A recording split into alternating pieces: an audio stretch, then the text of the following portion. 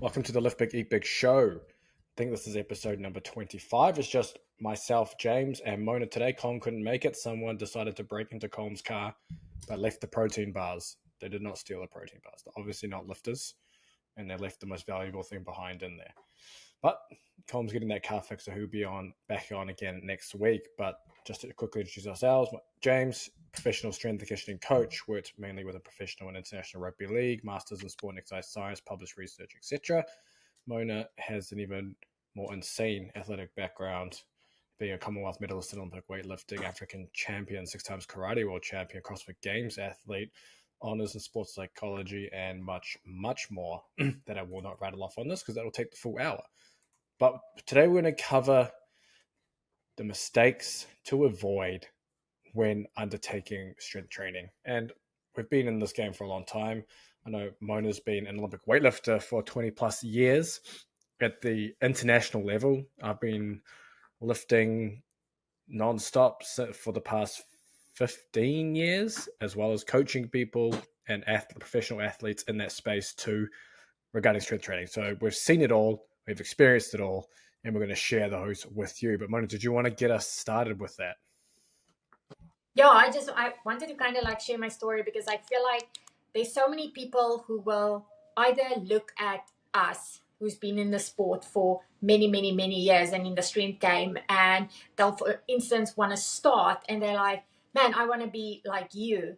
But like they don't realize, like you were mentioning there, like I've been in it for like over 20 years, like you've been in it like forever. So it's like part of our life, but we didn't just wake up one day and become the people that we are today. Like we all started somewhere.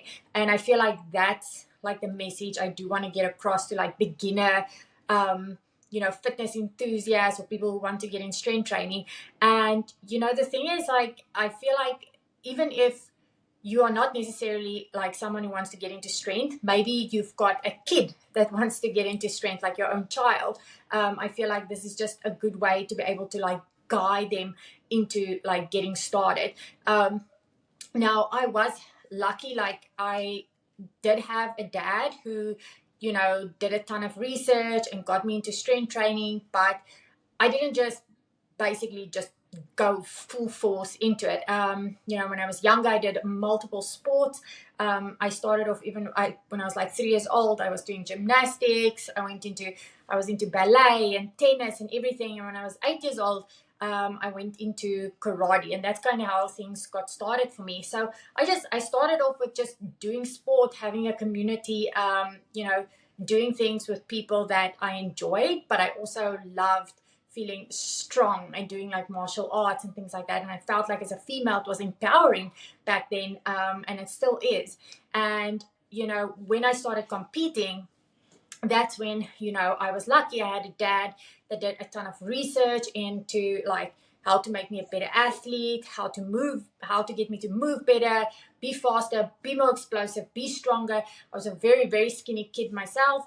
And one of the things he did was he felt, like I need to start doing strength training. But again, he did a ton of research, and he didn't just get me straight into strength training. And, sometimes as a parent, if you've got no experience at all, the best thing that you can do is either, ask other professionals or get a coach. And that was the number one thing that he did for me, is he got a coach. This coach taught me Olympic weightlifting, and that's also how I got started in Olympic weightlifting. And it was daunting. My first time doing it, it was scary. You hold the barbell for the first time. I do believe, like coaches should make it exciting for kids as well. But like I was the only, I was like 12 years old when I started lifting weight. And firstly, I was the only athlete that my coach was training, just because he didn't want to train any other athletes. He trained his son to be a high-level weightlifter, and he was the only coach in my city. And he was like, I don't want to coach anymore. But then when he started working with me, his whole thing was like, okay, you'll continue coaching me, but I can't mess around or F around in training. So he was very hardcore and everything. So it was scary, going to the gym where I see a whole bunch of really big guys doing like squats and leg press and bench press and all kind of things, because I trained at a bodybuilding gym. So here I am, this skinny little 12-year-old girl walking into a gym with a whole bunch of like macho guys. And my coach kind of took pride of it because when I started getting stronger, and like believe it or not, there were like certain exercises where I could do things that were heavier than the guys. And my coach would like make fun of the guys. He'd be like, look how she squats. She does a full squat. Now look at how you squat and look at how much she squats, etc., etc. So, you know, like, and I got to make like a community of friends as well through that. Like, believe it or not, like years later, I will still have people messaging me who saw me train back in the day, and they'd be like, oh my gosh, they used to see me with Bebop and they had so much respect for me. And, you know, and it's amazing to see like the community that got created for that. But again, that didn't happen overnight. It was me getting started, you know, from scratch, being scared, moving out of my comfort zone, feeling uncomfortable a lot of the times, but just trusting in the process and going and doing it. I think you can share your story now. I will get the little one because she just took a nap. Yeah, Mia's just waking up there. But no, I think we all get pushed into it some way or another. I mean, mine started because I was doing a shit ton of sport. Ended up injuring myself, had to have a meniscus knee surgery because I couldn't do any of my sports. I ended up in the gym because that's the only other physical activity I could do. And then that basically sent me on my whole career down this path. So if I didn't have that injury, I don't think I would have been potentially in this field. That injury is what got me in the gym. And I was basically just doing upper body at the time. And I didn't start myself. Actually, there was actually a personal trainer at our school gym. So he like worked out of there. I don't know what his arrangement was there, but essentially got programs from him. And that's pretty much how I started. And it was all upper body at that time. And I learned the technique and everything from this personal trainer. I actually ran into him, must have been like 10 plus years later, up at Millennium Mona as well at one point, and just like caught up with him there and things like that. Because I actually did one of my first internship placements under him too. So that was a big part of me getting started in this space. But we made a lot of mistakes around our strength training journeys. And oh my gosh, Mia just won't stop smiling. A lot of mistakes in our strength training journey. We've coached a lot of people that made a lot of mistakes. And what do you have? Oh, are you ready to jump in, Mona? You still got Mia being a little crazy with you. Yeah, I can jump. Yeah. So what's the mistake you've got? Your first one. Well, okay. So mistakes that I've had my clients made or I've seen people make is they will go into strength training. They won't have a plan. They won't have a goal. They'll come and see like a coach, for example, or a trainer, and they'll be like, hey, I want to start strength training. And when they get asked like, so what is your goal? Like, what do you want to achieve? They're like, I don't know, or I want to look like some supermodel. I want to look like some bodybuilder, you know, like they've got this massive unrealistic goal. But then again, you know, as the coach or the trainer, it is kind of their responsibility to be like, hey, listen, I'm not going to sugarcoat things. I'm going to tell you the realistic truth. Like you are most probably 99% of people will never ever look like that just because, again, that person has got tens and tens of years behind them. They are full-time athletes. You know, it's literally all they do: eat, sleep, and train. I mean, a lot of them make massive sacrifices. They don't have, you know, families or kids or go out and party. And if you still want to do those kind of things, you cannot say that you want to just look like that person. But for example, I would encourage, if you are a beginner level athlete, is just go and think, you know, before you start a program, like why do you want to start a program? I am obviously encouraging you to start, but having a goal and having something to work towards will just help you be more like it will be more sustainable and it will keep you motivated on the program as well. So even if you go into training and you're not always like super motivated, you know that I've got this goal and you'll work towards that goal even on days where you don't feel like training. Yeah, and I guess to continue on that point and kind of go to another programming mistake is coming to the gym, obviously thinking short term, but going into a program, for example, like a bro split. So you're doing one muscle group a day, chest on Monday, back on Tuesday, legs on Wednesday, etc. As a beginner, um, that is not a good place for you to start. Often it's just a lot of volume that you don't need. You're not going to get much stronger doing it, and you're not training the muscles with enough frequency, especially as a beginner. And the programs you should kind of lean towards as a beginner should be orientated more towards strength, in my opinion, at least initially, and then have a wide variety of accessory exercises because you need the movement bandwidth as a beginner. As a beginner, you don't know how to do any of the exercises, or maybe you can bench press, etc., but you don't know much else. And you want to have the ability to perform multiple different movements safely and effectively so you can use them within your programs going forward. So picking movements where you're going to get stronger, gradually add weight each week to these main movements, and then increasing that bandwidth. And that's going to give you far better results than trying to chase these hardcore, I mean, bro splits that people will find in magazines where they'll blast 5 to 10 exercises, 8 to 12 reps for every single one. You're just not going to make the gains that you think you're going to make doing something like that versus getting stronger initially. Have you got anything for another point there, Mona? Yeah, before I get to another point, I just wanted to add on that one. I wanted to say, how important it is to like start with like compound movements because all the other movements will build from those movements. So if you Yeah. know how to squat, deadlift, bench press, or strict press, for example, like you will be able to do all the other movements a lot easier. And like you mentioned, then you can add on like some accessories.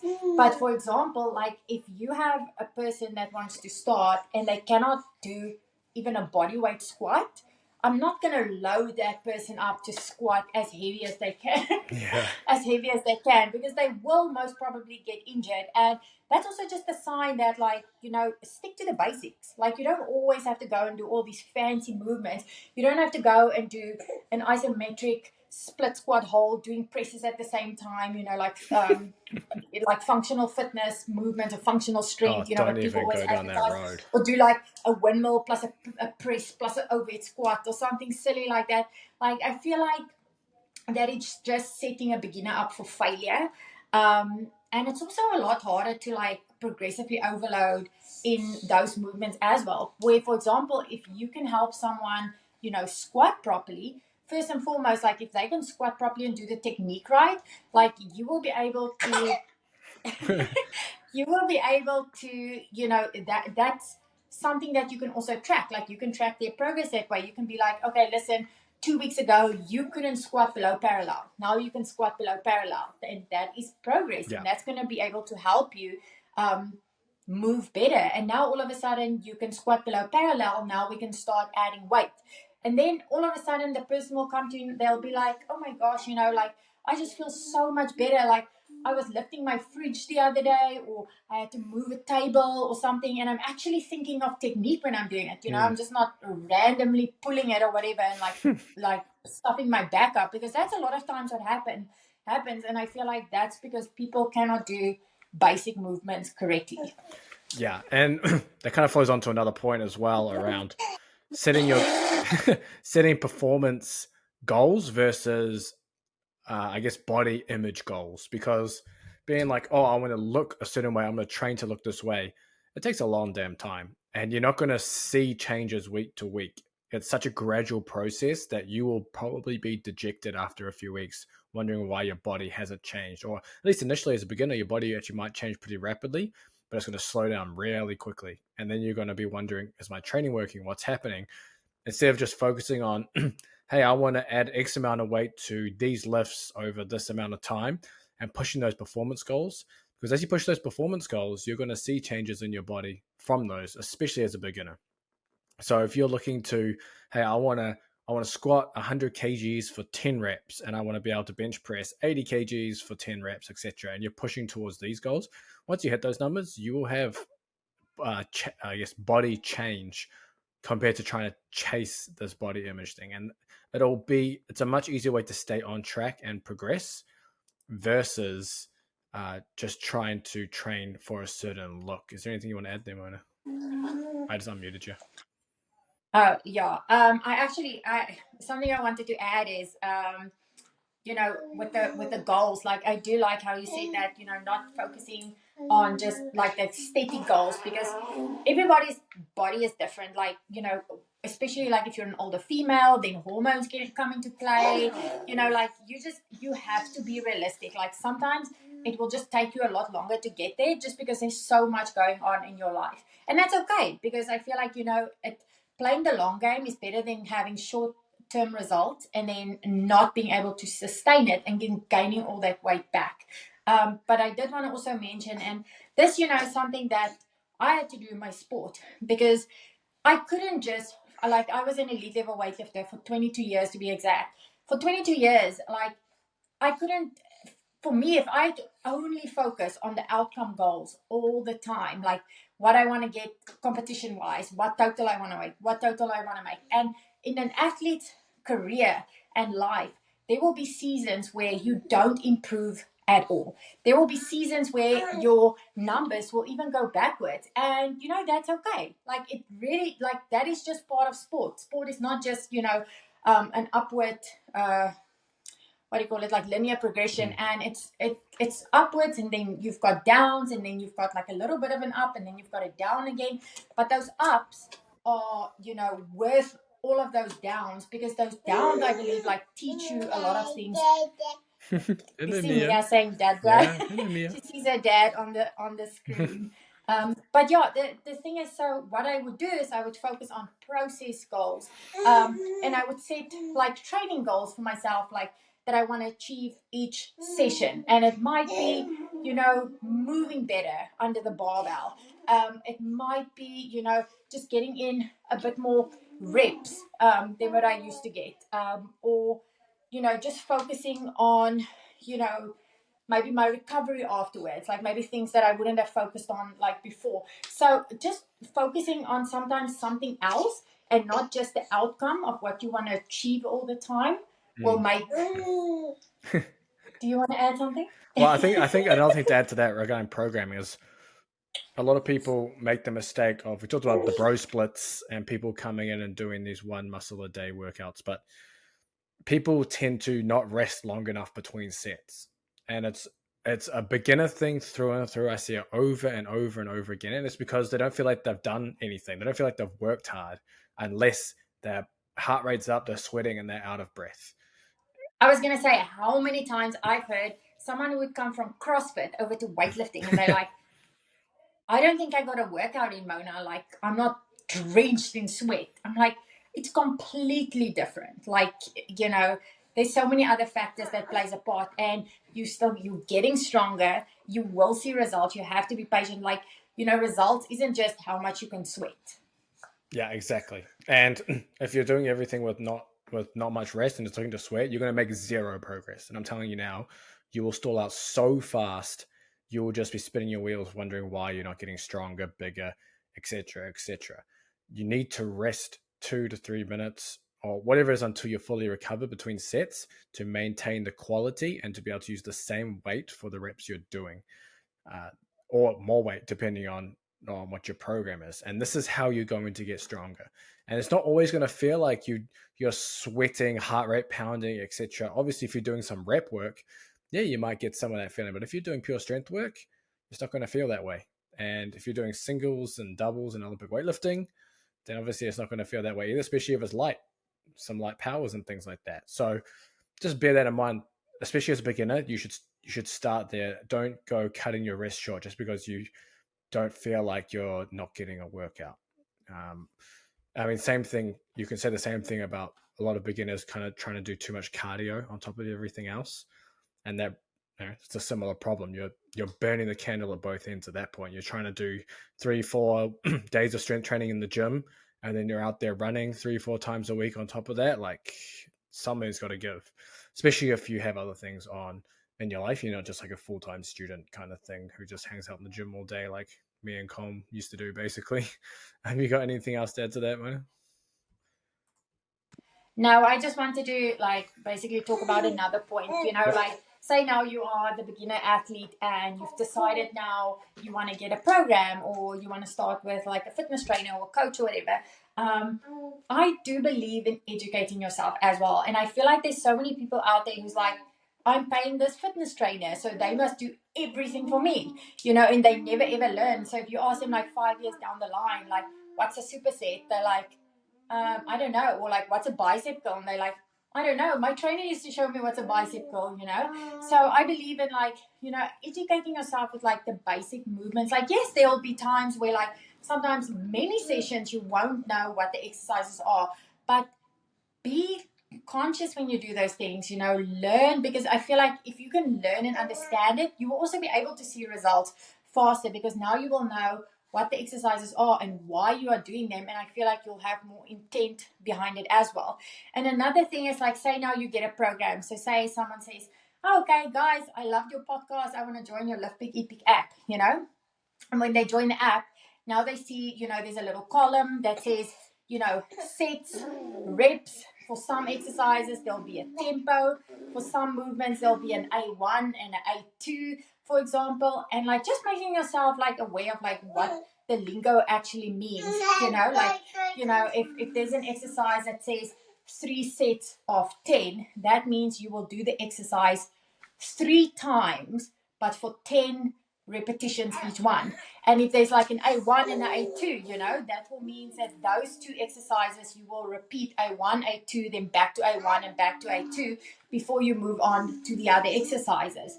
And the same thing like tempo. Okay, tempo is a little bit more advanced, but like, if something says tempo, 5-second hold at the bottom, like those are kind of just basic things that like in time you will be able to learn and it will make more sense. And don't be afraid, like if you make mistakes in the beginning, like, everyone makes mistakes. Everyone has read their program wrong. I read it wrong last week. I was supposed to do, a glute bridge, and then at the end I was supposed to hold my last rep for 6 seconds. I saw 60 seconds, so I ended up holding it for 60 seconds. So it shows, after years and years and years, you will still like make little mistakes. But at the end of the day, just knowing what those little lingos and things mean in your program will also help you navigate yourself through a program so much easier. So if you don't have the money to get an actual personal trainer or an actual coach, say you want to just join like I said, our app or whatever, making yourself familiar with these kind of things will just help you so much more in like being able to still start your strength journey or your fitness journey with a program. That was a great plug for our app as well. But I know you've got more. I think you had a whole list of mistakes, didn't you? You can jump into, Mona. Yeah, so one of the other things is like, again, if you are a complete beginner and you have no motivation and getting yourself a program, you are just that kind of person who needs direction, you need help, or at least you need someone to actually show you how to do things properly. Get yourself a coach. I feel like that's something that's just got so much value behind that's it. how I started. That People, was worth it for sure. yeah, I mean, it doesn't matter like what you have to pay in the beginning. I know it can be expensive, and I know there are cheaper options and stuff out there as well, but it doesn't always have to be a long-term thing. If you are just training for like certain physique goals, or you just want to train to get fit, or you want to lose your dad bod, or like, mom's post-pregnancy, you want to tone up or whatever, like, then you can jump on a program. But initially, finding a coach and someone that can, help keep you accountable, show you how to do the movements properly, something like that will stick with you for life. And then like another thing that's important is, now for example, say you are a person that you don't necessarily need a coach, like you know how to do the movements, but you are just so bad at sticking to something unless you do it with people that you enjoy it with. And that's also okay. Some people just need a community. And if you need a community, don't let anyone ever tell you then, you are not worthy of achieving your goals, or, that's you should be able to train alone. If you can't train alone, like you won't achieve your, you won't be, sorry, you you won't be able to like reach your fitness goals or whatever, but you can still do all of those things with a community. Yeah. What's your take then? What's your take then on beginners joining maybe boot camp classes or CrossFit? Boot camp, I feel like it's such a good way to get people started. I feel like, the whole like methodology behind it is actually really good to get people to train. You know, later on, if you decide that you want to take things further and you want to become, you know, like an elite level athlete, or say you just, you know, you can't afford your gym anymore and you want to continue training by yourself, then you can do that. But like but then initially, if you know you need that extra motivation to join a gym, or you know, there's a community out there that just gets you motivated, gets you out of the house. It's like a group of people that you know you have fun doing fitness with. You know, that is better than doing nothing. So I Yeah. feel like there's so much value behind it. And one good thing is, you know, like I know there's a lot of people bad CrossFit and boot camps and those kind of things, but like there's it's gotten a lot of people out of the door and into their fitness journeys, more than, for example, a bodybuilding program that was posted in a magazine. Yeah, I think you can outgrow boot camps though and things like that. I think yeah, as you mentioned, they're a good place to start because one, you have accountability typically because you might be going with a friend or something like that. You kind of just turn up and kind of do what you're told, so you don't really have to think. You kind of just do. You kind of all suffer together, so it's more bearable than maybe doing it on your own or one on one with the coach. So it's a good place to start, but I think you can outgrow it relatively quickly, as you know there's no real progression in a boot camp, right? You kind of turn up for the hour, get blasted, and then that's it. So it can be a good place to start, but I wouldn't hang your hat on your entire, I guess, fitness goals being done through a boot camp. So start there, but then look to maybe progress into some proper strength training. You can use boot camps on the side just to, if you enjoy it, kind of thing. Obviously, with CrossFit, I have. I don't think I've been to a CrossFit class, a beginner CrossFit class or anything. I mean, you get taught a lot. Everything's scaled for you, right? You kind of get taught the movements, and then you go through pretty much like a boot camp at the end. Yeah, so basically how it will work is because I used to own a CrossFit gym and I used to have members in there. Some was beginner, some were intermediate. Then I would have advanced. I had an advanced class for my advanced level, you know, athletes and stuff like that. But like every now and again, they had to like join in the beginners or the intermediate class, and you know they could just add weight and do the movements. Obviously, like a lot, if it was say ring pull-ups for example, then they would do muscle ups and things like that. So again, like if you are a complete beginner, like you know, if it's a good coach, you will be able to handle beginners, intermediates, and advanced, I feel like.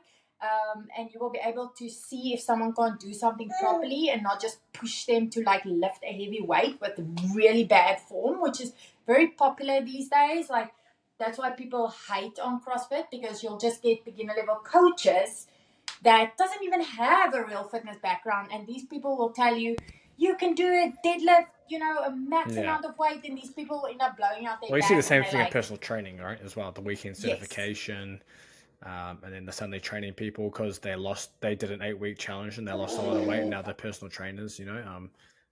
I would advise you to avoid these people just because they lost weight doesn't mean they know anything about actual training and coaching. We've both. I started coaching when I was 13 years old. Coaching's the only job I've ever had. same. So that's it's been something that we've done and developed and love. And coaching, as I've said this to Mona a few times, coaching's not a job. Coaching is a profession, and and because it's not a job, you cannot be qualified to do it. There is no qualification that says you're a coach or a good coach. In fact, usually the Yeah. coaches with the qualifications are the worst coaches, and it's the ones who don't have any qualifications that are the best Yeah. coaches because they're the ones coaching. I went through my entire career working in professional international sport, and I had zero certifications. I never did a certification. I made it my point never to do one because it's a waste of time. It's it's stuff that is mostly wrong, taught wrong, and doesn't have any bearing in the practical world. And all certifications are exactly the same. They don't teach you And shit. you cannot gain all that experience and Exactly. that knowledge. And if like I said, if a beginner level athlete comes to you, or a youth athlete or someone, and now all of a sudden you learn how to do a movement out of a book and it was a weekend course, that you potentially did for like 6 hours. Like, I feel like that's such a recipe for disaster. And I feel like that's how those companies make obviously a lot of money, because a person will be like, oh, I want to quit my job and become a trainer. And I've heard this so many times, and I'm like, you can't even do a body weight squat kind of thing, and Yeah, exactly. and what I do want to add is, it's like, do your research.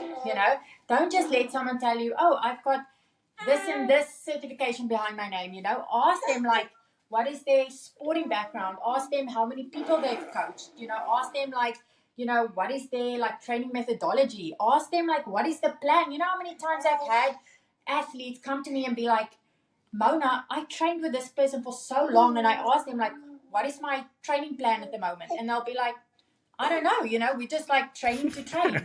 Like, there's no actual, like, Well, okay, we're doing a leg training specialization to program train now. Or is a legit thing when you're like early teens.